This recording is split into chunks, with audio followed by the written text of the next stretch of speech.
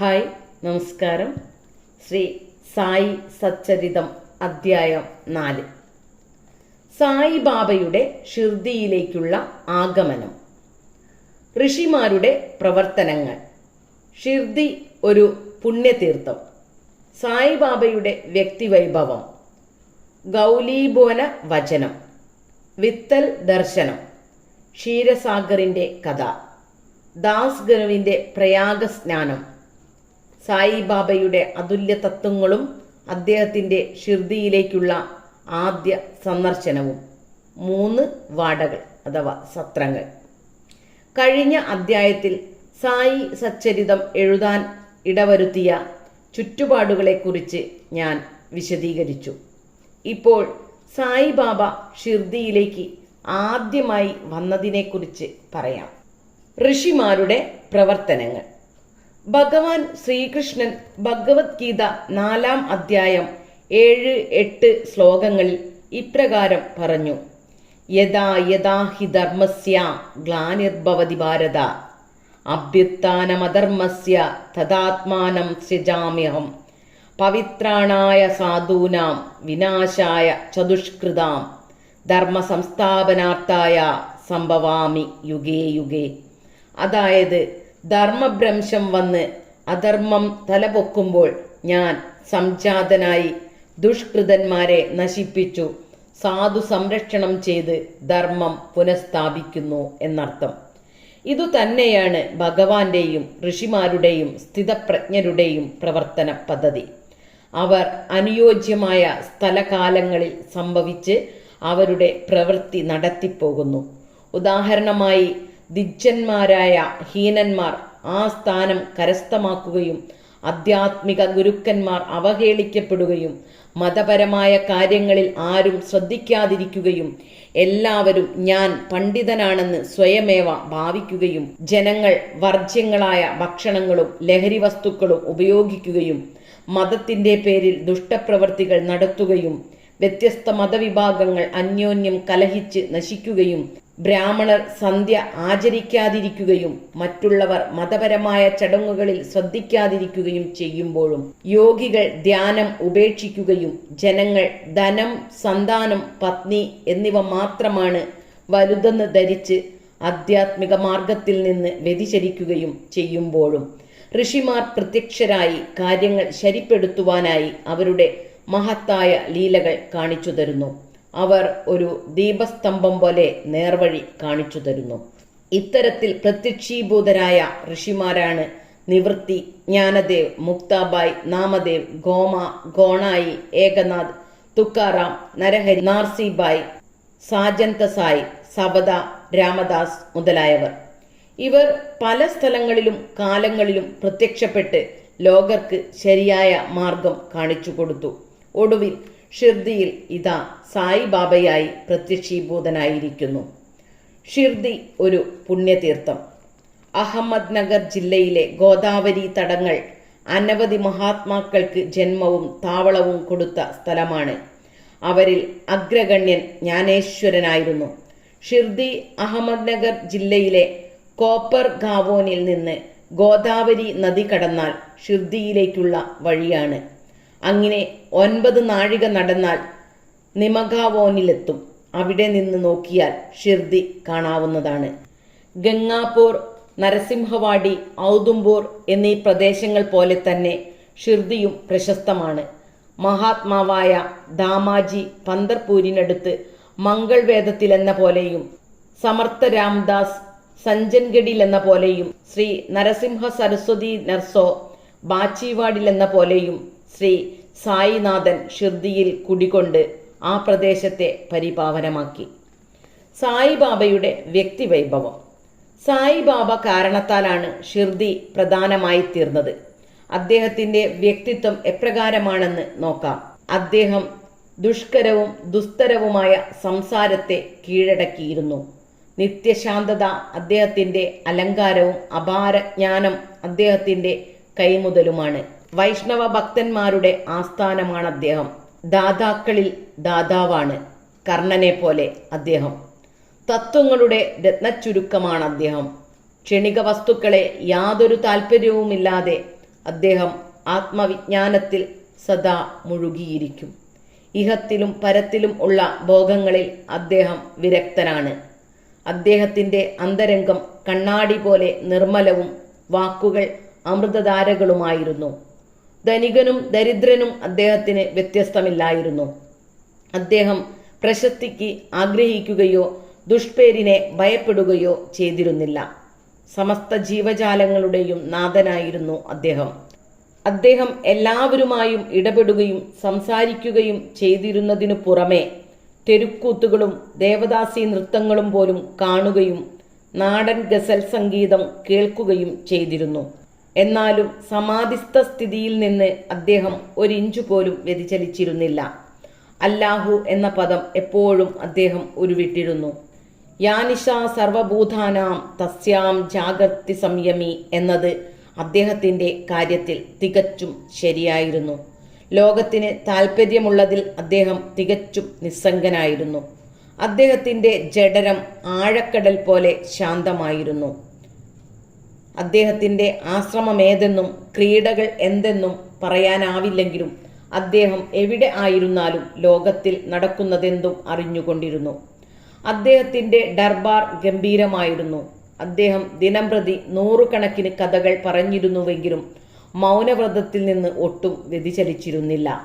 അദ്ദേഹം മസ്ജിദിൽ ചുമരുചാരി നിൽക്കുകയും രാവിലെയും ഉച്ചയ്ക്കും വൈകുന്നേരവും ലണ്ടിയിലേക്കും ചാവടിയിലേക്കും നടക്കുകയും ചെയ്തിരുന്നു.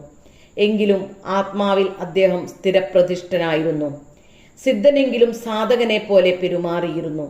അദ്ദേഹം എളിയവനും അഹംഭാവഹീനനുമായി പെരുമാറി എല്ലാവരെയും സന്തോഷിപ്പിച്ചു. അതായിരുന്നു സായിബാബ. അദ്ദേഹത്തിൻ്റെ പാദധൂളികളേറ്റ് ഷിർദി പരിപാവനമായി. ജ്ഞാനേശ്വരൻ അളന്തിയും ഏകനാഥ് പൈതനും ഉദ്ധരിച്ച പോലെ സായിബാബ ഷിർദിയെ ഉദ്ധരിച്ചു. ഷിർദിയിലെ പുല്ലുകളും കല്ലുകളും അനുഗ്രഹീതങ്ങളാണ്. കാരണം അവർക്ക് സായിബാബയുടെ പാദങ്ങൾ ചുംബിച്ച് പാദരേണുക്കൾ ശിരസാവഹിക്കാൻ കഴിഞ്ഞിരുന്നുവല്ലോ. ഭക്തന്മാർക്ക് ഷിർദി മറ്റൊരു ചന്ദർപൂർ, ജഗന്നാഥ്, ദ്വാരക, കാശി, രാമേശ്വരം, ബദ്രി, കേദാർ, നാസിക്, ത്രംബകേശ്വർ, ഉജ്ജയിൻ, മഹാകലേശ്വർ അഥവാ മഹാബലേശ്വർ, ഗോകർണം ഇതൊക്കെയായി. ഷിർദിയിൽ ബാബയെ സന്ദർശിക്കൽ നമ്മുടെ വേദവും തന്ത്രവും ആയി. അത് സംസാര ദുഃഖം തീർത്ത് ആത്മജ്ഞാനത്തിലേക്ക് നയിച്ചു. സായി ദർശനം നമ്മുടെ യോഗ സാധനയായി. അദ്ദേഹത്തോടുള്ള സംഭാഷണം പാപമോചന മാർഗമായി. അദ്ദേഹത്തിൻ്റെ പാദസേവ ത്രിവേണി പ്രയാഗിലെ സ്നാനത്തിനു തുല്യമായി. പാദതീർത്ഥസേവ ആശാനാശകരവുമായി. അദ്ദേഹത്തിൻ്റെ കൽപ്പന വേദവും അദ്ദേഹത്തിൻ്റെ ഉദിത് ഭക്ഷിക്കൽ പ്രസാദവും പരിശുദ്ധമാക്കുന്നതുമായി തീർന്നു. അദ്ദേഹം നമ്മുടെ ശ്രീകൃഷ്ണനും ശ്രീരാമനും പരബ്രഹ്മവും ആണ്. അദ്ദേഹം ദ്വന്ദ്വഹീനനാണ്. സന്തോഷമോ സന്താപമോ അദ്ദേഹത്തിനില്ല. അദ്ദേഹം ആത്മാവിൽ സ്ഥിതി, ജ്ഞാനം, ആനന്ദം എന്ന നിലയിൽ സദാ നിലകൊണ്ടു. ഷിർദി അദ്ദേഹത്തിൻ്റെ കേന്ദ്രസ്ഥാനമായിരുന്നെങ്കിലും അദ്ദേഹത്തിൻ്റെ ലീലകൾ വിദൂരദേശങ്ങളായ പഞ്ചാബ്, കൽക്കത്ത, ഉത്തരേന്ത്യ, ഗുജറാത്ത്, ഡെക്കാൻ, കർണാടക എന്നിവിടങ്ങളിലെല്ലാം കാണപ്പെട്ടു. ഇങ്ങനെ സായിബാബയുടെ പ്രശസ്തി നാനാഭാഗത്തും പരന്ന് എല്ലാ പ്രദേശക്കാരും അദ്ദേഹത്തിൻ്റെ ദർശനത്തിനും അനുഗ്രഹത്തിനുമായി വന്നുകൊണ്ടിരുന്നു. ദർശനമാത്രയിൽ തന്നെ ശുദ്ധഹൃദയനും ദുഷ്ടഹൃദയനും ശാന്തിയെ പ്രാപിച്ചു. പന്തർപൂരിൽ വിത്തൽ രഘുമായിയെ സന്ദർശിച്ച അതേ ആനന്ദം അവർക്ക് ഇവിടെയും കിട്ടിക്കൊണ്ടിരുന്നു. ഇതൊക്കെ വലിപ്പം പറയലല്ല. ഒരു ഭക്തൻ ഇക്കാര്യത്തെപ്പറ്റി പറയുന്നത് നോക്കുക. ശൗലീഭുവ വചനം. ശൗലീഭുവനെന്നു പേരായ 95ഓളം വയസ്സു ചെന്നൊരു ഭക്തൻ പന്തർപൂരിലെ ഒരു പൂജാരിയായിരുന്നു. അദ്ദേഹം 8 മാസം പന്തർപൂരിലും 4 മാസം, അതായത് ആഷാഢം മുതൽ കാർത്തിക വരെ ജൂലൈ നവംബർ ഗംഗാ തീരത്തും താമസിച്ചു. അദ്ദേഹത്തിൻ്റെ സാമാനങ്ങൾ ചുമക്കാൻ ഒരു കഴുതയും തുണയ്ക്ക് ഒരു ശിഷ്യനുമുണ്ടായിരുന്നു. എല്ലാ കൊല്ലവും അദ്ദേഹം പന്തർപൂരിലേക്ക് പോകുമ്പോൾ സായിബാബയെ കാണാൻ ഷിർദിയിൽ വരിക പതിവായിരുന്നു. അദ്ദേഹത്തിന് ബാബയെ വലിയ സ്നേഹമായിരുന്നു. അദ്ദേഹം ബാബയെ തന്നെ നോക്കി പറയും, ഇത് സാധു സംരക്ഷകനും അസഹായ സഹായകനുമായ പണ്ഡരീനാഥ വിത്തൽ അവതരിച്ചതാണ് എന്ന്. എത്രയോ തവണ പന്തരിയിൽ പോയ ഈ ഗൗലീഭുവൻ തീർത്തു പറയുകയാണ് സായിബാബ വിത്തൽ ആണെന്ന്. വിത്തൽ ദർശനം. സായിബാബയ്ക്ക് ദൈവനാമം സ്മരിക്കുന്നതിലും പാടുന്നതിലും വലിയ ഇഷ്ടമായിരുന്നു. അദ്ദേഹം സദാ അള്ളാ മാലിക് എന്ന് പറയുമായിരുന്നു. മറ്റുള്ളവരെ കൊണ്ട് അഖണ്ഡമായി 7 ദിനരാത്രങ്ങൾ സപ്താഹരൂപേണ നാമജപം നടത്തിക്കുകയും ചെയ്തിരുന്നു. ഇതിന് നാമസപ്താഹമെന്നു പറയും. ഒരിക്കൽ അദ്ദേഹം ദാസ്ഗനു മഹാരാജിനോട് നാമസപ്താഹം നടത്താൻ പറഞ്ഞു. ദാസ്ഗനു അതിന് 7-ാം ദിവസം കാലം കൂടുമ്പോൾ വിത്തൽ ദർശനം കിട്ടുന്ന പക്ഷം നാമസപ്താഹം നടത്താമെന്ന് മറുപടിയും പറഞ്ഞു. ബാബ അതിന് പറഞ്ഞ മറുപടി, വിത്തൽ തീർച്ചയായും വരും, പക്ഷേ ഭക്തൻ ഉദ്ദേശ്യശുദ്ധിയുള്ളവനും ഉത്സുകനുമായിരിക്കണമെന്നു മാത്രം എന്നാണ്. അയാളുടെ തലയിൽ കൈവച്ച് ബാബ വീണ്ടും പറഞ്ഞു, ഠാക്കൂർനാഥിന്റെ ഡങ്കാപുരിയും വിത്തലിന്റെ പണ്ഡരിയും കൃഷ്ണന്റെ അഥവാ റൺചോഡിന്റെ ദ്വാരകയും ഇവിടെ ഷിർദിയിൽ തന്നെയാണ്. ഒരാൾ ദൂരെ ദേശത്തേക്ക് പോയി ദ്വാരക കാണേണ്ടതില്ല. വിത്തൽ വിദൂരത്തു നിന്ന് വരേണ്ടതുമില്ല. അദ്ദേഹം ഇവിടെയാണ്. ഭക്തിപൂർണമായ മനസ്സോടുകൂടി ഭക്തർ പാടുമ്പോൾ വിത്തൽ ഇവിടെ രൂപം കൊള്ളുന്നു, ഈ ഷിർദിയിൽ വെച്ചു തന്നെ. സപ്താഹാവസാനം വിത്തൽ താഴെ വിവരിച്ച പ്രകാരം പ്രത്യക്ഷപ്പെട്ടു. കാക്കാ സാഹേബ് ദീക്ഷിതിന് ധ്യാനത്തിലിരിക്കുമ്പോൾ വിത്തൽ ദർശനം ഉണ്ടായി. പിന്നിൽ ബാബയെ കണ്ടപ്പോൾ ബാബ വെട്ടിത്തുറന്ന് ചോദിച്ചു, വിത്തൽ പട്ടേൽ വന്നില്ലേ? നീ കണ്ടില്ലേ? വളരെ കുസൃതിക്കാരനാണ്. ബലമായി പിടിച്ചോ, അല്ലെങ്കിൽ രക്ഷപ്പെട്ടു പോവും. അശ്രദ്ധ ഒരിക്കലും കാണിക്കരുത്. ഇത് രാവിലെയാണ് സംഭവിച്ചത്. ഉച്ചയ്ക്ക് മറ്റൊരു വിത്തൽ ദർശനം കൂടി ഉണ്ടായി. ഒരു തെരുവു കച്ചവടക്കാരൻ വിത്തലിന്റെ 10-30 പടങ്ങൾ വിൽക്കാൻ വന്നു. ഈ ചിത്രങ്ങൾ കാഹാ സാഹേബിനുണ്ടായ ദർശനത്തിൽ കണ്ട പോലെ തന്നെയുണ്ടായിരുന്നു. ഇത് കണ്ടപ്പോൾ ബാബയുടെ വാക്കുകൾ ഓർമ്മിച്ച് കാക്കാ സാഹേബ് അത്യധികം സന്തുഷ്ടനായി. ഒരു പടം അതിൽ നിന്നു വാങ്ങി അദ്ദേഹം പൂജാമുറിയിൽ വെച്ചു. ഭഗവന്ത് ക്ഷീരസാഗറിന്റെ കഥ. ബാബയ്ക്ക് വിത്തൽ ആരാധന എത്രമാത്രം ഇഷ്ടമായിരുന്നുവെന്ന് താഴെ വിവരിക്കുന്ന കഥ കൊണ്ട് തെളിയുന്നതാണ്. ഭഗവന്ത് റാവുവിന്റെ അച്ഛൻ വിറ്റോബ ഭക്തനായിരുന്നതിനാൽ കൊല്ലം തോറും പന്തർപൂരിൽ പോയി ദർശനം ചെയ്തിരുന്നു. അദ്ദേഹം ബാബയുടെ ഒരു വിഗ്രഹം വീട്ടിൽ വച്ചും പൂജിച്ചിരുന്നു. അദ്ദേഹത്തിന്റെ മരണശേഷം മകൻ പന്തർപൂർ യാത്രയും വിഗ്രഹ പൂജയും ശ്രാദ്ധവും എല്ലാം നിർത്തൽ ചെയ്തു. ഭഗവന്ത് റാവു ഷിർദിയിൽ വന്നപ്പോൾ ബാബ അയാളുടെ പിതാവിനെ ഓർമ്മിച്ച് ഇപ്രകാരം പറഞ്ഞു, ഇവന്റെ അച്ഛൻ എന്നെ സ്നേഹിച്ചിരുന്നു, അതുകൊണ്ടാണ് മകനെ ഞാൻ ഇങ്ങോട്ട് വലിച്ചു കൊണ്ടുവന്നത്. ഇവൻ നൈവേദ്യം കൊടുക്കാതെ എന്നെയും വിത്തലിനെയും പട്ടിണിക്കിട്ടവനാണ്. അതുകൊണ്ട് ഞാൻ അവനെ ഇവിടെ വരുത്തിയതാണ്. അവനെ പാശ്ചാത്തപിപ്പിച്ച് ആരാധനയിലേക്കു ഞാൻ തിരിച്ചു കൊണ്ടുപോകും. ദാസ്കനുവിന്റെ പ്രയാഗ സ്നാനം. ഹിന്ദു വിശ്വാസപ്രകാരം ഗംഗാ യമുന സംഗമസ്ഥാനമായ പ്രയാഗിലെ സ്നാനം വളരെ പുണ്യവത്താണെന്നുള്ളതുകൊണ്ട് ആയിരക്കണക്കിൽ ഭക്തന്മാർ പല അവസരങ്ങളിലും അവിടെ സ്നാനത്തിനു പോകുന്നു. ഒരിക്കൽ ദാസ്ഗനുവിനും പ്രയാഗ സ്നാനത്തിനു പോകണമെന്നു തോന്നി. ബാബയോട് അനുമതി ചോദിക്കാൻ ചെന്നു. ബാബ ഇപ്രകാരം മറുപടി പറഞ്ഞു, അത്ര ദൂരേക്കൊന്നും പോകേണ്ടതില്ല. നമ്മുടെ പ്രയാഗ് ഇവിടെ തന്നെയാണ്. എന്നെ വിശ്വസിക്കുക. അപ്പോൾ കണ്ട അതിശയം അവർണ്ണനീയമായിരുന്നു. ദാസ്കനു ബാബയുടെ പാദത്തിൽ തലവെച്ചപ്പോൾ ബാബയുടെ 2 കാലിലെയും തള്ളവിരലുകളിൽ നിന്നും ശക്തിയായി ഗംഗാ യമുന തീർത്ഥങ്ങൾ ഒഴുകാൻ തുടങ്ങി. ഈ ലീല കണ്ട് ദാസ്കനു ഭക്തിപരവശനായി 2 കണ്ണിൽ കൂടെയും കണ്ണീരൊഴുക്കി. അയാൾക്ക് ആന്തരിക പ്രചോദനം വന്നു. ഒരു മധുര സംഗീതം വഴി ബാബയെ സ്തുതിച്ചു. സായിബാബയുടെ അതുല്യ തത്വങ്ങളും അദ്ദേഹത്തിന്റെ ഷിർദിയിലേക്കുള്ള ആദ്യ സന്ദർശനവും.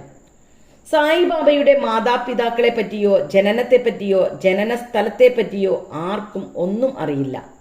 പല അന്വേഷണങ്ങളും നടത്തിയിട്ടും ബാബയോട് പലതവണ ചോദിച്ചിട്ടും തൃപ്തികരമായ ഒരു വിവരവും ലഭിച്ചിട്ടുമില്ല. നമുക്ക് യഥാർത്ഥത്തിൽ ഈ വക കാര്യങ്ങളെപ്പറ്റി ഒന്നും അറിയില്ല. നാമദേവും കബീറും സാധാരണ മനുഷ്യരെ പോലെ ജനിച്ചവരല്ല. അവരെ ശിശുക്കളെന്ന നിലയ്ക്ക് കണ്ടെത്തിയതാണ്. നാമദേവിനെ ഗോണായി ഭീമാരതി നദിയിൽ നിന്നെടുത്തു. കബീറിനെ തമൽ ഭഗീരഥി നദിയിൽ നിന്ന് കണ്ടെടുത്തു. അതുപോലെയാണ് സായിബാബയുടെ ചരിത്രം. അദ്ദേഹം ആദ്യം ഏതാണ്ട് 16 വയസ്സുള്ള ഒരു ബാലന്റെ രൂപത്തിൽ ഷിർദിയിലെ ഒരു വേപ്പുമരച്ചുവട്ടിൽ ആവിർഭവിച്ചു. അന്നും അദ്ദേഹത്തിൽ ബ്രഹ്മജ്ഞാനം നിറഞ്ഞൊഴുകിയിരുന്നു. സ്വപ്നത്തിൽ പോലും ലൗകികങ്ങളിൽ തൽപരനായിരുന്നില്ല. അദ്ദേഹം മായയെ തട്ടിക്കളഞ്ഞു. മുക്തി അദ്ദേഹത്തിനു പാദസേവ ചെയ്തിരുന്നു. നാനാ ചോപ്താറിന്റെ വൃദ്ധമാതാവ് അദ്ദേഹത്തെപ്പറ്റി ഇപ്രകാരം പറഞ്ഞു: ഈ സുമുഖനും മിടുക്കനുമായ ബാലനെ ആദ്യം ഒരു വേപ്പുമരച്ചുവട്ടിൽ ഇരിക്കുന്നതായിട്ടാണ് കണ്ടത്. ഷിർദിയിലുള്ളവർ ഇത്ര ചെറിയ ഒരു ബാലൻ ചൂടും തണുപ്പും വകവയ്ക്കാതെ തപസ്സു ചെയ്യുന്നത് കണ്ട് അതിശയിച്ചു. പകൽ സമയം ബാലൻ ആരോടും ഇടപഴകിയില്ല. രാത്രി ആരെയും ഭയപ്പെട്ടില്ല. ജനങ്ങൾ ഈ ബാലൻ എവിടെ നിന്നു വന്നുവെന്ന് അതിശയിച്ചു. അതിസുന്ദരനായിരുന്നതിനാൽ കാഴ്ചയിൽ തന്നെ ബാലനെ എല്ലാവരും ഇഷ്ടപ്പെട്ടു. അദ്ദേഹം ഒരു വീട്ടിലും പോയില്ല. സദാസമയവും വേപ്പുമരച്ചോട്ടിൽ തന്നെ ഇരിക്കും. പുറമേക്ക് വളരെ ചെറുതായി തോന്നുമെങ്കിലും ആന്തരികമായി ബാലൻ മഹാത്മാവായിരുന്നു. നിസ്സംഗത്വത്തിന്റെ മൂർത്തിമത് ഭാവമായിരുന്നു ബാലൻ. ഒരിക്കൽ ഖണ്ഡോബ ആവേശിച്ച ഒരു ഭക്തനോട് ജനങ്ങൾ ഇപ്രകാരം ചോദിച്ചു: ദേവ, ഈ ബാലൻ ഏത് പുണ്യാത്മാവിന്റെ പുത്രനാണ്? എവിടെ നിന്നു വന്നതാണ്? ഖണ്ഡോബയുടെ കോമരം കയറിയ ആൾ ഒരു പിക്കാക്സ് കൊണ്ടുവന്ന് ഒരു പ്രത്യേക സ്ഥലത്ത് കുഴിക്കാൻ പറഞ്ഞു. കുഴിച്ചുകൊണ്ടിരിക്കെ കുറെ ഇഷ്ടികകൾ കണ്ടു. പിന്നീട് ഒരു പരന്ന ശില കണ്ടു. ആ ശില നീക്കം ചെയ്തപ്പോൾ ഒരു ഇടനാഴി കണ്ടു. അവിടെ 4 മൺവിളക്കുകൾ കത്തിക്കൊണ്ടിരിക്കുന്നു. ഇടനാഴി ഒരു മുറിയിലാണ് അവസാനിക്കുന്നത്. അവിടെ പശുമുഖത്തിന്റെ ആകൃതിയിൽ നിർമ്മിച്ചിരുന്നു. അവിടെ മരപ്പലകകളും അതിൽ ഖണ്ഡാഭരണങ്ങളും ഉണ്ടായിരുന്നു. ഖണ്ഡോബ പറഞ്ഞു: ഈ ബാലൻ ഇവിടെ ഇരുന്നു 12 വർഷം തപസ്സനുഷ്ഠിച്ചു. ജനങ്ങൾ ബാലനോട് അതിനെപ്പറ്റി ചോദിക്കാൻ തുടങ്ങി. ബാലൻ ശരിയായ ഉത്തരം പറയാതെ അത് തൻ്റെ ഗുരുസ്ഥാനമാണെന്നും പുണ്യസ്ഥലമാണെന്നും അത് വേണ്ട പോലെ പരിരക്ഷിക്കണമെന്നും പറഞ്ഞു. ജനങ്ങൾ ഇടനാഴി മുന്നേ പോലെ അടച്ചു. അശ്വത്ഥവും ഔദംബരവും പുണ്യവൃക്ഷങ്ങളായി കരുതുന്നത് പോലെ വേപ്പുമരത്തെ ബാബ പുണ്യവൃക്ഷമായി കരുതി ബഹുമാനിച്ചു പോന്നു.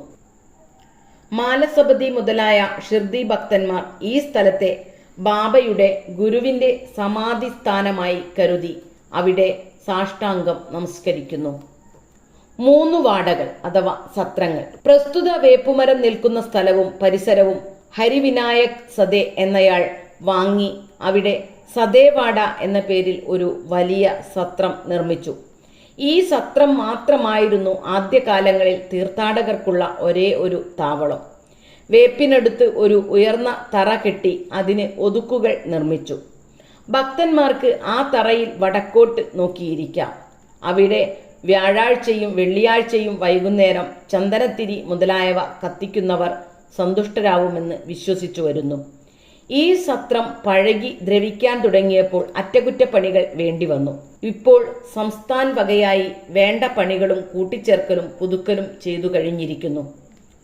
പിന്നീട് കുറെ കൊല്ലങ്ങൾക്കു ശേഷം ദീക്ഷിത് വാഡ എന്ന ഒരു സത്രം കൂടി ഉണ്ടാക്കി.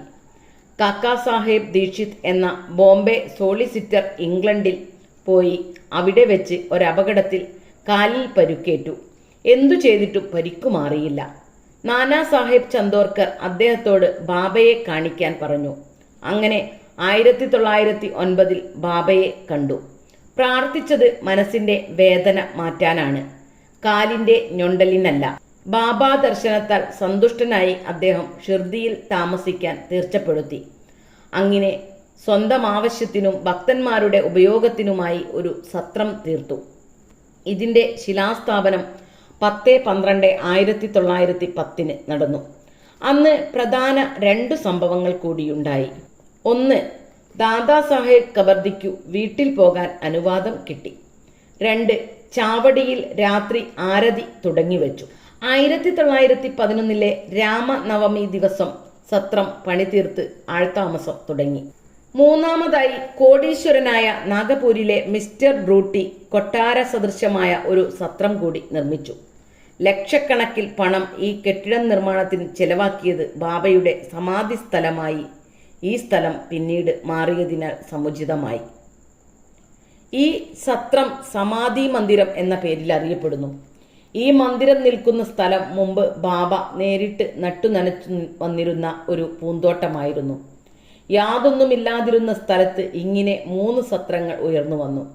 ഇതിൽ സദേവാടയാണ് ആദ്യകാലങ്ങളിൽ ഏറ്റവും ഉപയുക്തമായിരുന്നത്. വാമൻ തത്തയുടെ സഹായത്താൽ ബാബ നോക്കി വന്ന തോട്ടത്തിന്റെ കഥയും ബാബ ഷിർദിയിൽ നിന്നു താൽക്കാലികമായി തിരോധാനം ചെയ്തതും ചാന്ദ് പട്ടേലിന്റെ കല്യാണ പാർട്ടിയൊന്നിച്ചു വീണ്ടും ബാബ ഷിർദിയിൽ വന്നതും ദേവിദാസ്, ജാൻകിദാസ്, ഗംഗാഗീർ എന്നിവരുടെ സംസർഗവും മൊയ്തീൻ തമ്പോളിയുമായി ബാബയുടെ ഗുസ്തിയും പള്ളിയിലെ താമസവും ഡെങ്കാളി മുതലായ ഭക്തന്മാരുടെ പ്രേമവും മറ്റു സംഭവങ്ങളും അടുത്ത അധ്യായത്തിൽ വിവരിക്കുന്നതാണ്. ശ്രീ സായിയെ നമിക്കുവിൻ. ലോകശാന്തി ഭവിക്കട്ടെ.